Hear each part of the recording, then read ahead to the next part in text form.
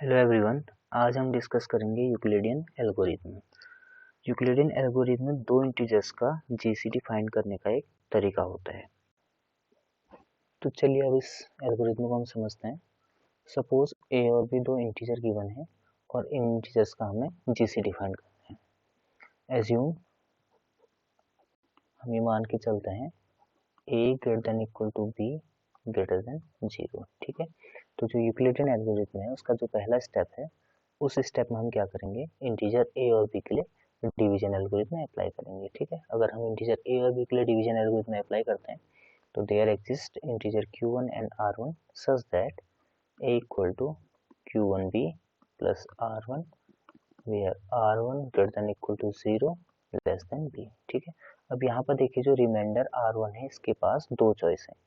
First, if r1 equal to 0, अगर r1 equal to 0 है then GCD of AB equal to B। ठीक है, अगर R1 इक्वल टू 0 है तो AB का GCD क्या होगा, B होगा। Second, if R1 not equal to 0, अगर R1 नॉट इक्वल टू 0 है तो अगेन हम क्या करेंगे, इंटीजर B और R1 के लिए डिवीजन एल्गोरिथम अप्लाई करेंगे। ठीक है, तो स्टेप 2 में देखिए, स्टेप 2 में क्या है, B ग्रेटर देन R1। ठीक है, यहाँ पर देखिए B ग्रेटर देन R1 है तो और अब हम B और R1 के लिए डिवीजन एल्गोरिथम अप्लाई करते हैं। Again there exist two integer Q2 and R2 such that B equal to Q2 R1 plus R2 where R2 greater than equal to 0 less than R1। ठीक है, अब फिर यहाँ पर देखिए जो रिमाइंडर है R2 के पास फिर अगेन दो चॉइस हैं।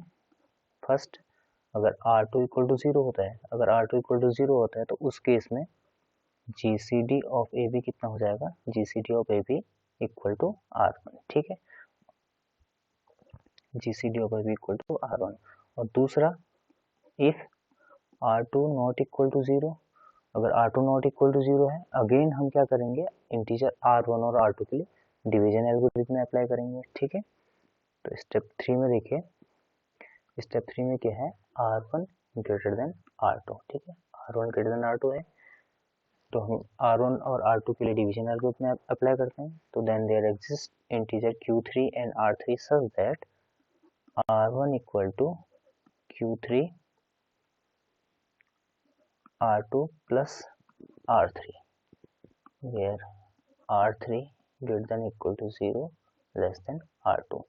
फिर यहाँ पर देखिए जो रिमाइंडर है उसके बाद दो चॉइस है, या तो क्या होगा, या तो R3 इक्वल टू 0 होगा और दूसरा R3 नॉट इक्वल टू क्या होगा, 0 होगा। अगर R3 इक्वल टू 0 होता है तो उस केस में अगेन GCD ऑफ AB क्या हो जाएगा, R2 हो जाएगा।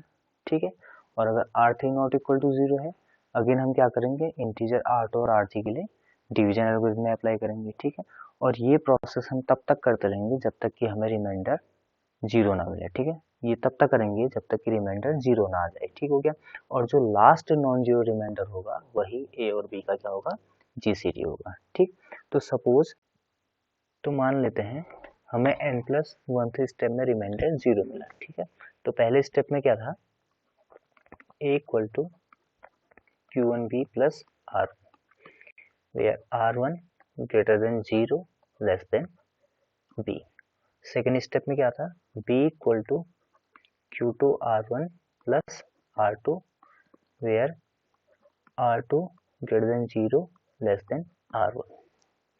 और थर्ड स्टेप में क्या था, R1 equal to Q3 R2 plus R3 where R3 greater than 0 less than R2। और nth स्टेप में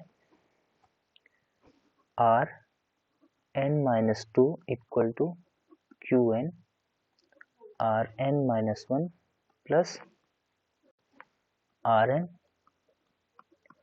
where Rn greater than 0 less than Rn-1। और n+1th स्टेप में Rn-1 equal to Qn-1 Rn plus 0। ठीक है, हम ये लेके चलने की, सपोज हमें n+1 स्टेप में रिमाइंडर जीरो मिला, ठीक है। तो जो लास्ट नॉन जीरो रिमाइंडर होगा वही ए और बी का जीसीडी होगा। तो यहाँ पर देखिए लास्ट नॉन जीरो रिमाइंडर क्या है, आर एन है।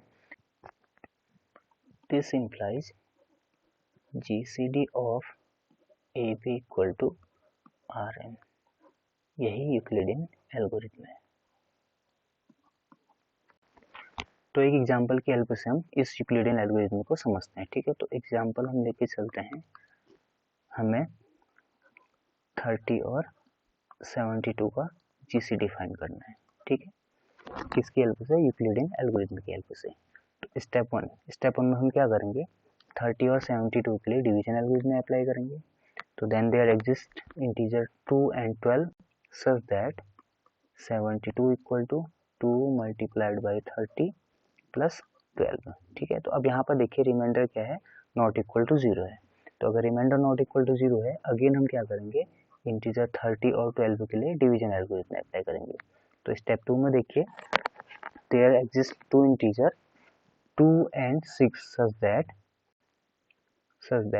30 equal to 2 multiplied by 12 plus 6। फिर यहाँ पर देखिए जो रिमाइंडर है वो नॉट इक्वल टू 0 है।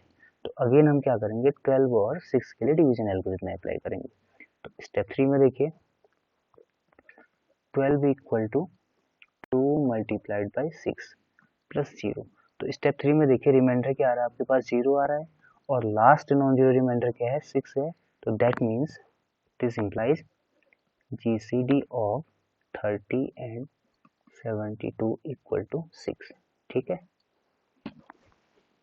नेक्स्ट लेमा,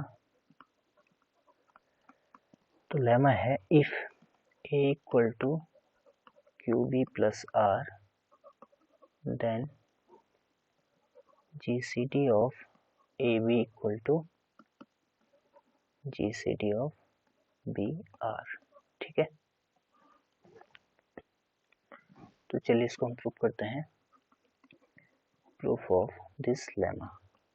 तो मान लेते कि डी ए और बी का जीसीडी है, D equal to GCD of A B, ठीक है। अगर डी ए बी का जीसीडी है तो D divides A and D divides B.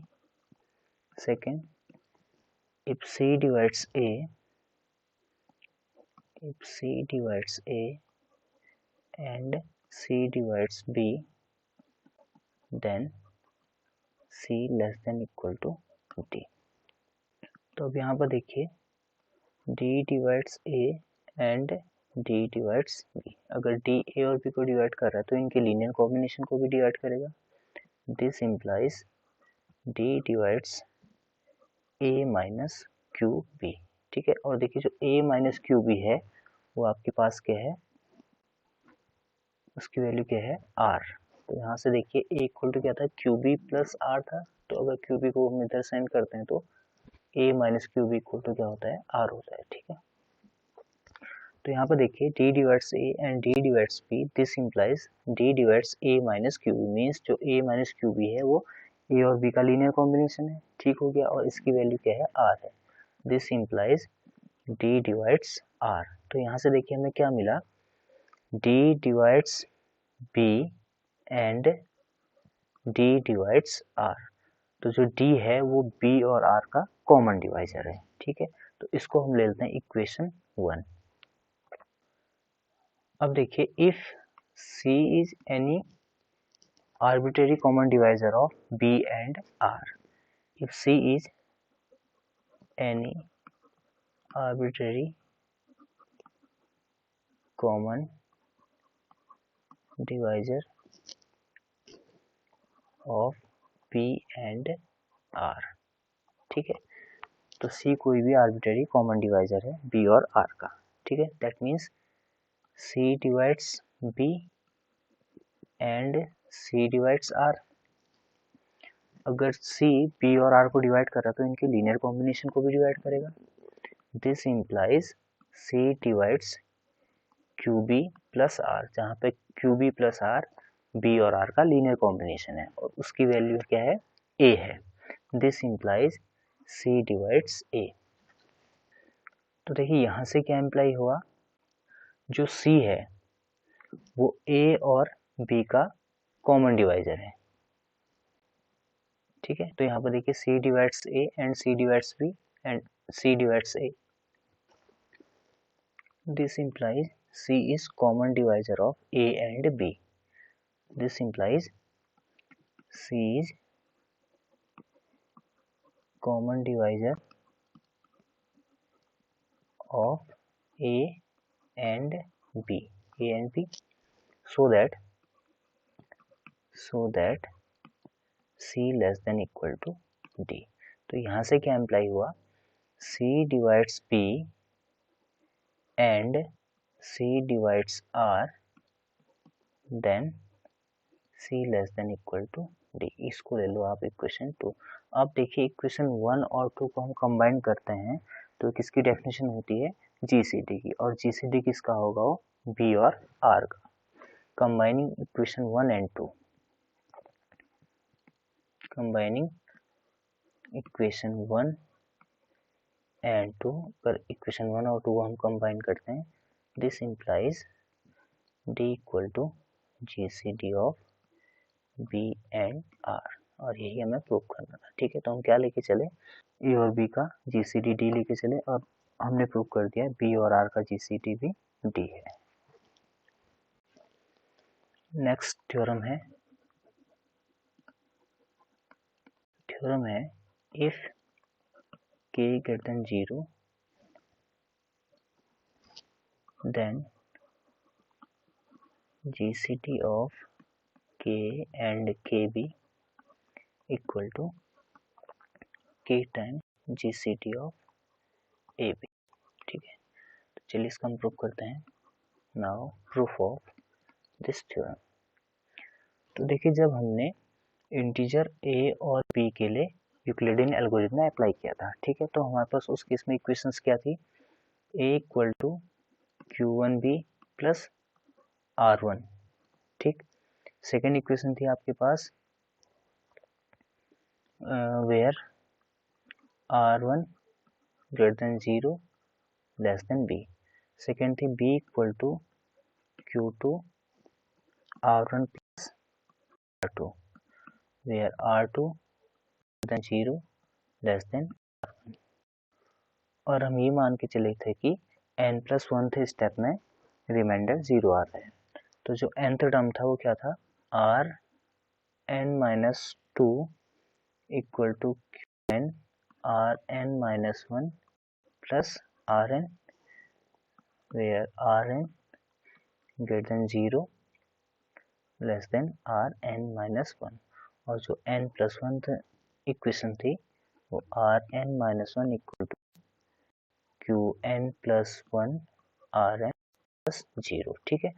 और जो लास्ट नॉन जीरो रिमाइंडर था वही A और B का GCD था, means GCD of AB equal to Rn।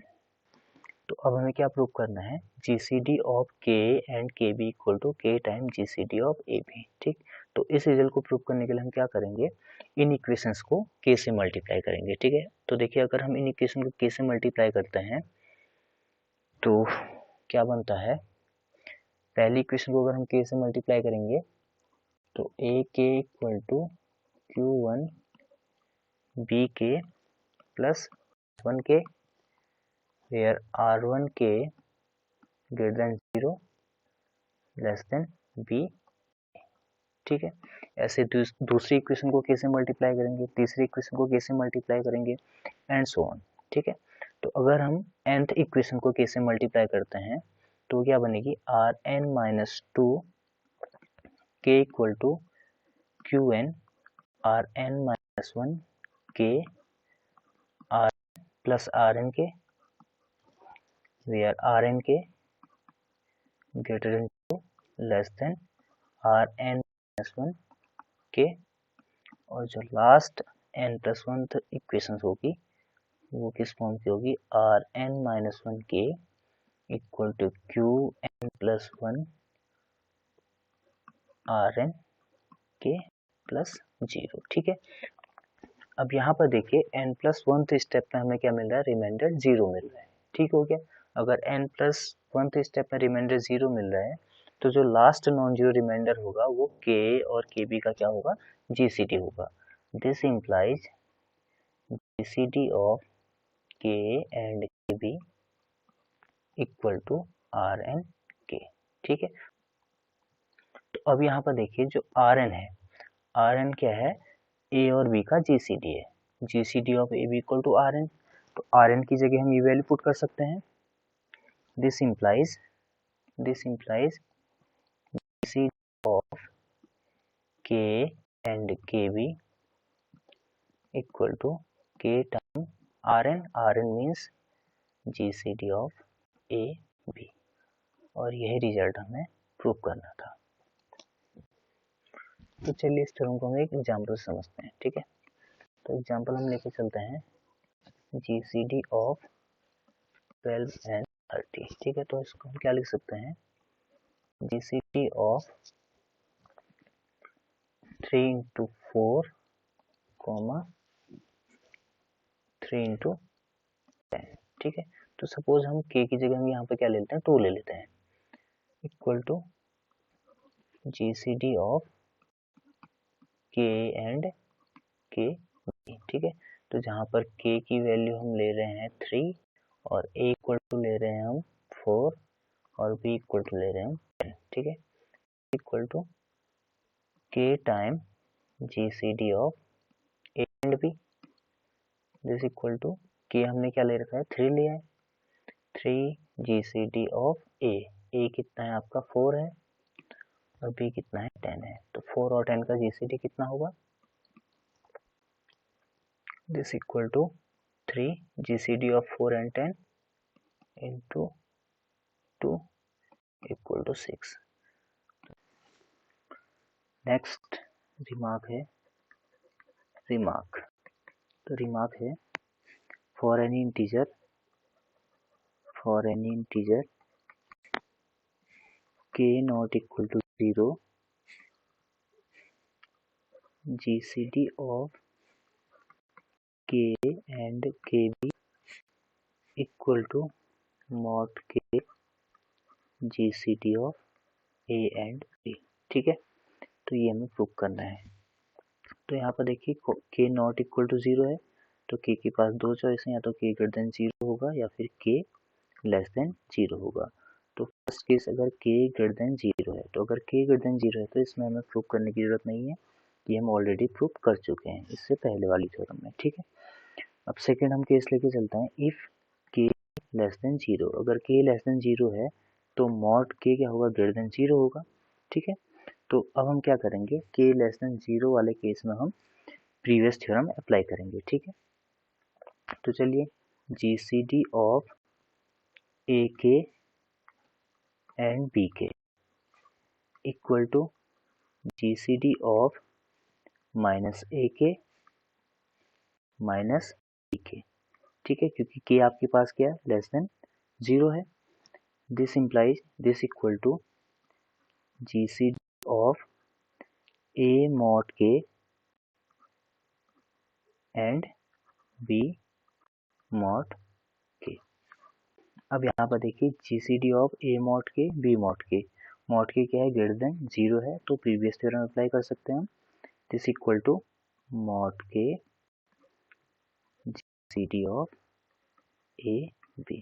ठीक है, तो this implies GCD of a k and b k equal to mod k GCD of a b।